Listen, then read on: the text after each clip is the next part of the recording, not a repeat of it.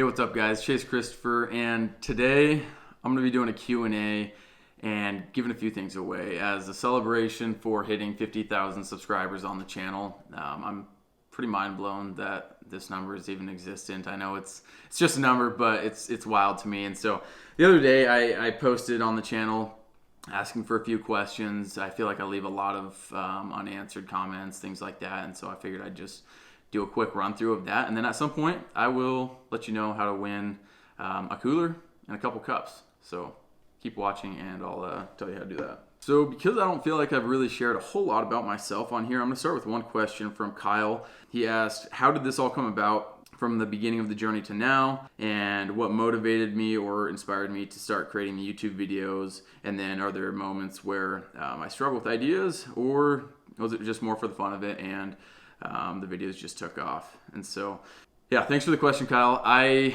started, I guess, background on me. I grew up in Washington, Southwest Washington, on a small farm, come from a big family, worked in the construction industry in high school, and then a little bit after. From there, got into the fire service, and I've been in the fire service ever since then, and so that's been about 8 years now. As far as the photography stuff goes, I started that probably, when I was in my early teens. I bought my first camera, just a Canon T5i from Costco. I think I spent $500 on it, and I loved it. I used to go backpacking a lot, camping, hiking, maybe even more than I do now, and I would always take it with me. And so I really enjoyed the photography side. I would take that with me. I would just take pictures of everything when I was out camping. For some reason, it was just a fun activity for me. I didn't have a lot of direct purpose for it, though I guess if I knew I was going to be doing this now, I would have been, even more pumped, I think.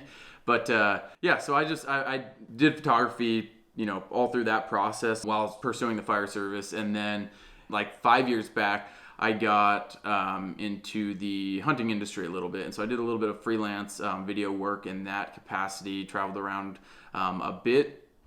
And long story short, my last trip that I filmed was over in Asia. And it was about 4 months after my wife and I met. And so I was working full time, but fortunately I'm able to schedule things around to accommodate, extracurricular activities. And so I was able to go over there, went over there for, I think it was 15 days, and then came back and had a ton of editing to do. And then I had to catch up on all the work that I had missed. And so all that to say, basically I kind of decided after that trip that I couldn't really afford to, leave for 15 days, come back, spend another 15 to 20 days editing while making up work, and just completely neglecting Sadie. And so I wanted to find a way to continue to pursue video work and develop my ability to edit, because at that point I was not really editing much of my own video work. I was doing photo and video and only editing the photo stuff and then just offloading the video. And so I wanted to develop that. And then simultaneously, I was also starting to get to a point where at work I was getting assigned some instruction roles at times. And while I felt very confident in the skill sets that I was assigned, I realized that my ability to teach, or the time I'd taken to develop that skill set, was very little. And so I wanted to develop my ability to share information and, learn how to speak publicly, and just a lot of different pieces that kind of added into me wanting to make videos, to share information, and the place to do it just seemed like YouTube, because it was free and not a lot of downside. And then I could also just kind of let it go where I wanted to. And so ultimately in the beginning, I planned to do backpacking related stuff just because that was, I guess, more of my wheelhouse. I car camped quite a bit, and I would go, a lot of places in the vehicle, but then it was usually like to get to a point and then go hike, go climb, ski, whatever it was. And so that was the original plan. And so that definitely changed a little bit. But when I started, I built out the car camper that I have in the Subaru that a lot of you guys have seen, and I had no plans of even sharing about that at all. It was more just like a tool that I was going to use to go out and be able to camp and then make videos about backpacking. And one of my coworkers actually told me, he's like, hey, you should make a video about that camper you built. And I kind of said, no, I'm not going to do that, just because I got to stay focused on the backpacking stuff. And so I wasn't going to do a video. Ended up shooting the video. The very first one on the car camper was shot on my iPhone. Sadie just walked around with me, shot it. I edited it on my iPhone. Meanwhile, having a bag of I don't know, a ton of professional camera equipment, but I just didn't want to take the time on that because I want to stay focused. And then it kind of took off. And so that's just spiraled into what this is now. And I just feel, fortunate to be able to kind of take any idea or direction that I'm curious about and learn and then share with you guys. And so between that and then the places that I get to go, it's been really incredible. So that was a really long answer to the question, but that's kind of the origin story. And now I will dive into a bunch. Thank you to everybody who just said congratulations here too. I really appreciate the support. I've been shocked since day one. I anticipated a lot of internet trolls when I started. I mean, you see them everywhere, and it's just normal. But I've actually been more surprised at the level of support that I've gotten than the level of hate, which is pretty funny. There's still some hate, obviously, but it's really nothing. And then the people that are commenting all the time and messaging me and whatnot is just blows me away. So thank you guys. Clayton asked, how does filming my adventures for YouTube change my experience of them? And are there any that I don't film at all? And if so, what makes me decide whether or not to film? So yeah, it changes the adventure. It takes a lot of time to make these videos, setting up the camera, especially when I'm by myself. It takes a lot of time to just go and set up tripods and all that. But that's, on the trip itself. And then if it's a specific video on a topic, then I like to do a lot of research prior to in order to have somewhat of a message to share. So yeah, it changes it. It takes a lot of just extra effort, and it slows down the trip a bit. But for me, I really enjoy it. Like I said, I've carried a camera since I was, before I was doing the videos for any specific purpose. And I really enjoy the challenge of capturing an experience that I have in a way that is the most accurate, depiction of that experience in order to share it with other people and to revisit it later. I think one of my favorite things is to go back and look at pictures or watch videos from trips in the past and be like, wow, it just felt like I was back in that same environment again. I just relived my own experience a second time, and so that's really fun for me. I enjoy the composition, just getting that arrangement, and then as far as the work it takes to set things up, that it is a lot of work. But I'm also kind of a busybody. I don't sit around a lot. If you gave me 5 days off for no reason, I would spend about 30 minutes of that at home, and then I'd be gone with a car full of stuff to go and go adventure. And I just enjoy capturing that. So it does change it, but it's in a way that I enjoy. And then as far as do I do trips without it? Yeah, for sure. I do a ton without a camera. I probably actually share less than, 30% of what I shoot. So of the trips that I actually capture, I probably only end up, fully editing and sharing publicly, maybe even just a quarter of them. And then there's also a number of trips that do just because, or without any cameras, just because need a break or don't have time to do it, or else we're hanging out with friends. I don't often bring cameras and make videos when we're with friends, just because it's a little bit different dynamic. And so there's a lot that a lot of trips that I don't film, and it's usually just depending on my time available, if I'm by myself or with Sadie. Sadie's also a photographer.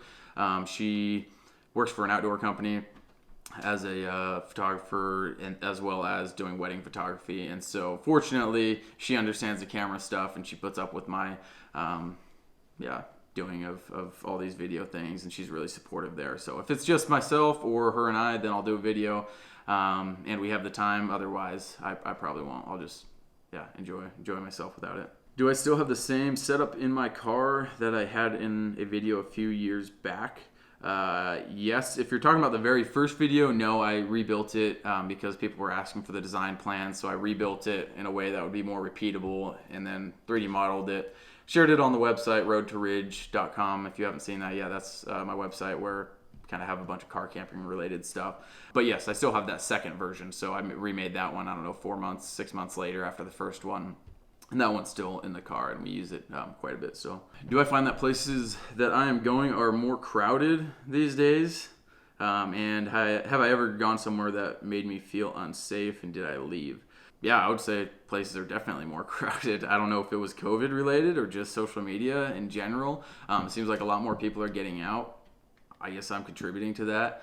It's a double-edged sword. I think it's great. Like I think the outdoors and the experiences outside are really, some of the most valuable experiences that I've had in my life. And so I don't want to pretend like, it's something that I just want for myself. I want other people to experience it, but it definitely does change things when campsites are all taken up, or there's just a million cars on the road, or you're hiking and you're way out and there's just people everywhere. So it changes it, but it's okay. I don't mind it too much, and it just takes a little bit more planning. And have I ever gone somewhere that makes me feel unsafe? Did I leave? Yeah, I would say I don't get very nervous by myself that much. I've spent a lot of time by myself in the mountains, and so that doesn't really get to me that much, especially when I'm in a car, because it's kind of like a little shell, I guess. I would say the more nervous places I've been just sleeping in town, because there's a lot more weirdos in town that are more likely to mess with you than out in the woods, in my experience. And then I also carry a sidearm, so my little friend's there for me. And Gary kind of asked the same question: have I ever been concerned for myself or thought a situation might be a little suspect? Yeah, I mean, yes, but not. I've never had a situation too crazy. And that's one of the nice things about sleeping in a car, if you are doing that, is you can just hop right in the front seat, start up, and drive away. So it's not a big deal. And you can lock the doors. Yeah, not a big deal. Oh, this is a really good one. Who the F are you? That's a great question. Just a dude who makes videos, man. Garrett, congrats on 50K. To date, what are your favorite fall, winter, and spring, summer hikes? I don't have a ton of experience in so many places, so it's a lot of it's localized to Washington, Oregon, Idaho. Yeah, I mean, I love Idaho. I can't give away the specific spots, but I really like the Sawtooth Mountains. That's probably my favorite place. That's where Sadie and I met, and we spent a lot of time. So I would say that's my favorite place in the summer. In the winter, I really enjoy the Cascades, as long as it's not raining. Yeah, I grew up in the Mount St. Helens area, so there's a lot of really cool stuff around there. Wasatch Moto Overland. Congrats, bro. What advice would you give somebody who is trying to grow their channel?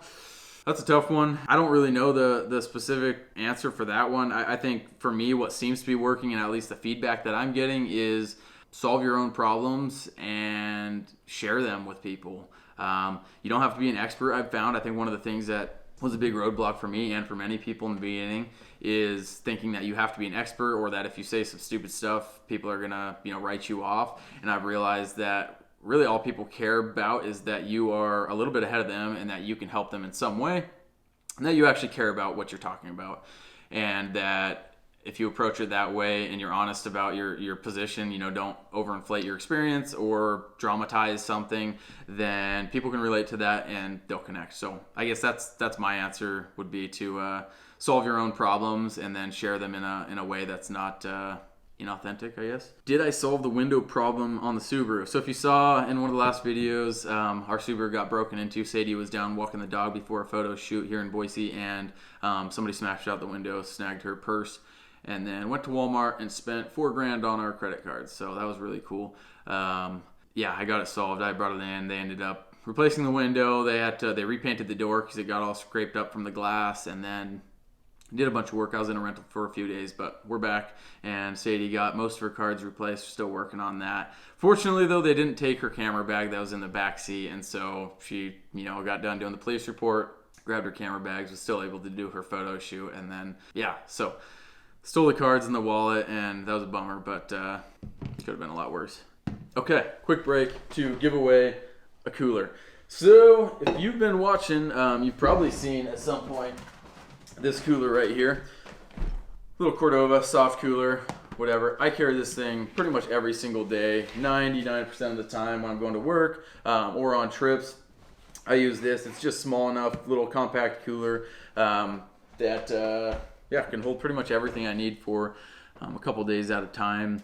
And it's great. And so recently, my wife Sadie actually started working at Cordova as a photographer. They hired her. They're local. They're just 10 minutes up the road from us, and so they make really cool, the full gamut of the big coolers, and we have one of those as well that we use. But most of the time, it's one of these soft coolers, and so I convinced them to let me give away one of these. So here is a brand new one, soft cooler. I don't know the size, but you can see there. And to win this, all you gotta do is comment down in the comments below where you would take this thing or a topic that you'd like to see me make a video about. And that's it. Tag a friend if you'd like to, because I'm also going to give away a couple of cups.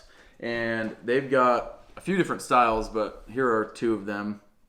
And just kind of insulated camp mugs. I'm going to be giving away two of these as well. So 3 different people are going to get 3 different things. One person will get the cooler, 2 cups. I'll let you guys pick out the color and style of cup that you want on their website. I'll link it down below, Cordova.com. And then we'll get those to you guys. I'll probably pick those in about 2 weeks or so. So comment down below.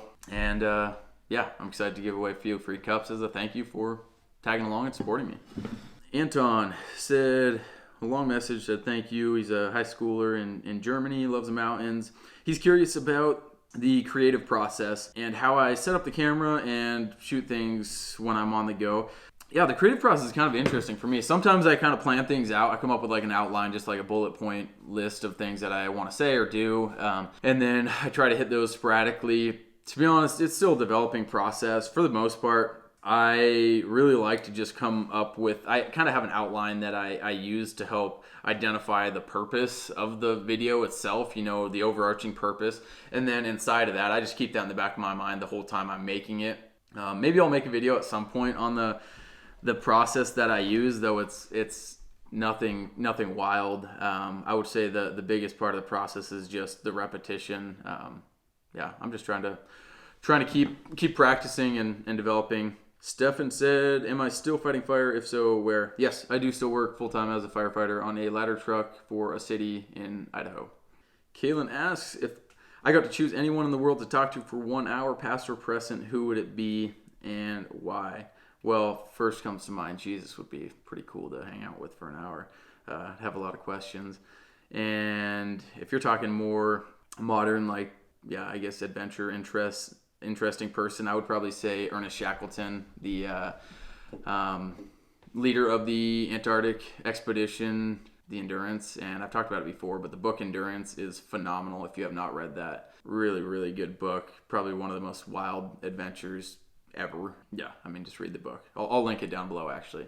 It's my favorite book for sure as far as adventures go. So it'd be cool to just chat with him and learn about his mindset and how he was able to navigate that absolutely insane, challenging expedition gone wrong. Carol asks, how is the house renovation coming along? That has been somewhat stagnant. I have been quite busy with work, school, video stuff, other projects, and so it's kind of just sat for the last few months. I'm trying not to rush myself too much, though I'm already far past where I thought I would have finished it. It's currently kind of shelled in, the outside's done, the inside's torn apart. I got it replumbed. And then, got the subfloor back in after I did a bunch of work on the framing underneath. So now I kind of just have to build the entire inside back, and hopefully I'll get back to that soon. But it's just been sitting and still needs a lot of work on the inside, and then still have to do all the landscaping as well. The Duders had a cool message. Thank you for that. And then the question was long-term hopes for the channel's growth, and if I fear it getting so big that it feels more like a job than a passion. Yeah, I mean, at this point, I'd love to see the channel grow even more. It's been a blast. Like, it's opened a lot of doors. I've met a lot of really cool people and been able to experience things that I otherwise wouldn't have. And so I'd love to keep sharing, have the channel grow. I don't necessarily have like a specific target in mind yeah, so I'm going to continue making videos, hoping to see it grow, reach more people. I hope to become a much better videographer and, just better at sharing messages as well. And do I fear it getting so big that it feels more like a job than a passion? Yeah, I mean, there's already there's always like pulls in different directions that, can lead to more financial gain versus other options. And so it's definitely a concern. I wouldn't say it's a fear. I would say it's just a concern that I am trying to be intentional about, because I think that, staying true to myself, I guess, and to you guys is the most important component of all of this. And so I don't ever want to take it to a place to where it's just becoming I guess job in a negative sense. I don't think a job is a bad thing personally. Call me a bad millennial, but I don't actually I enjoy my work. I really enjoy my professional job, and I also enjoy this work. At times it's definitely stressful. It definitely takes a lot of energy and time and dedication, but for the most part, yeah, my goal is just to stay true to my own message and also not let it ever overrun my personal life in any way. So I would say less of it turning into a job, but more of letting it go in directions I don't want it to go. Mason said, how many vehicles do I have? Seems like I'm in something different in every video. Recently, that is kind of true because I had the Subaru, obviously, and then I had that van, truck, and then I just posted a video going camping in a Suburban. We have two vehicles. We have the Subaru and a Tacoma right now. So we had that van last year, lived in it for 6 months. Very long story short, we ended up buying the project house. The people who were renting this house that we're currently back in, they bought a house, and so they moved out. We moved back in here. I needed a truck to haul material and supplies to the project house, and so I switched it up. So currently we have the Tacoma and the Subaru. The Suburban was Grady's, that sub-overland that I borrowed just for a trip to try it out. And then the van no longer have it, though might get another one someday. James said, you've always seemed so humble, salt of the earth, comfortable with what you have. How does it feel to have a super solid following? Does it make you want to grow the channel more and travel more or anything else? Well, thank you. First off, how does it feel to have a super solid following? It's wild. I still can't believe it. Like, I've had a few people come up to me at like coffee shops and restaurants and stuff, and I think it's wild the impact that YouTube can have on people, and it blows me away that my videos can be a part of that. And so to hear people's experience, whether it's like somebody who's never gone camping before and they go out and do it for the first time, or they're just a little bit less nervous because of a video, or people who can't do trips like this being able to experience it through the channel, it's incredibly rewarding. I'm not gonna lie. Selfishly, I get a lot of value out of people watching these videos and gaining from it. So yeah, it means a lot to me, and it definitely does make me want to do more trips, share more with people. It encourages me not to be lazy when I do feel like being lazy. And it's also interesting, it kind of holds me responsible in some ways too. Like, I don't want to share bad information. I don't want to be a bad example. And so it kind of pushes me to want to develop myself as well. So that's really cool. So how did you learn to be good at filming and editing? And do you have a history of working in video?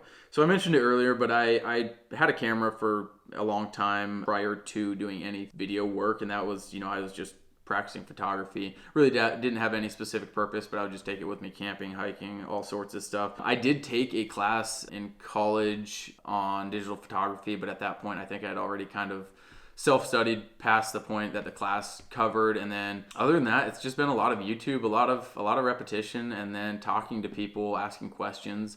A lot of people are very, very helpful in this space, but yeah, a lot of it's just been practice, watching other people's videos, trying to replicate, some of the things that they do to learn the skills. I honestly don't feel like I'm that excellent of a videographer or an editor. Like, there's people who are so much better than I am. So I appreciate you saying that, but yeah, it's just practice, and it still feels like I'm a newbie in a lot of ways, and I don't feel like an expert. So yeah, you don't have to be there to get 50,000 subscribers, apparently. How's the dog doing? The dog is great. So our dog Dixie that was in the van video, and maybe some other ones, she's actually Sadie's parents' dog. They live just a couple miles from us, and we're able to borrow her a lot. Fortunately, she enjoys hanging out with us, and so we steal her quite a bit, take her out hiking, camping, or when I'm at work, sometimes Sadie will bring her over. She's doing great. She's super energetic and loves going out and about. And Antone asks, you mentioned that you were a student at the moment, right? What am I studying? Yes, I am. I am studying business part-time. I'm on the probably 12-year, 4-year degree program, so I've been going part-time for a long time. A couple little gaps in there, but yeah, so I'm going to have my degree hopefully here in the next 6-8 months. Not a whole lot's going to change, really. It's just something that I want to do. Where I work, they support me pursuing this, and it's also something that I kind of promised to do. Excited to have it over with, but studying business and it's about to be over. So all right, guys, that's the end of the questions. As of right now, I think I hit most of them. Again, leave a comment down below. Tell me where you want to go to take these coolers or cups, and or what kind of videos you'd like to see me make more of. And again, thank you very much for the support. If you guys do want to connect over on Instagram, I'm a little bit more active over there on a daily basis. And then also Road to Ridge, the car camping site, planning to develop that a lot more. And that's just a, kind of a host of all things camping, outdoors, and we'll see where it goes. So thanks for all the support, and I'll catch you in the next video.